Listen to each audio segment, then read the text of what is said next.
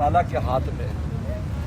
آپ یہ کسی حرکت کی وجہ سے نہیں ہے کہ آپ تکلف کرتے پھرے بھی ایسے رہنا ہے تاکہ لوگوں میں میری عزت رہے، اس پر کوئی مدار نہیں۔ اوپر سے عزت آئے گی، اب روڈ پہ بیٹھ جائیں تب بھی عزت آئے گی، آپ محل میں بیٹھ جائیں تب بھی عزت آئے گی۔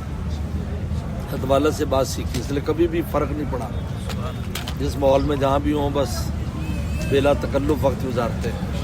انہوں نے دینی، اب یہاں بیٹھنے سے اب کیا جی میں بہت ہوں، میرا یہ ہونا چاہیے وہ ہونا چاہیے، یہ تکلفات کی جو زندگی ہے نا جی، اس میں تکلیف ہے۔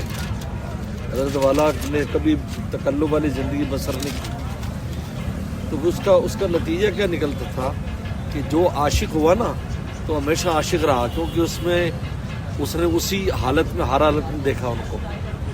ورنہ جو دو اس سے کر لیتے ہیں اپنی زندگی کے ایک اندر اور باہر اور لائف کے سٹائل، ان کو جب دوسرا آشکارا ہوتا ہے تو وہ بھاگ جاتے ہیں۔ لہٰذا ہمارا جو عاشق ہوگا وہ ہر حال میں عاشق رہے گا، ہم نے ہر حال میں ہم نے دیکھا ہم ایسے ہی ہیں۔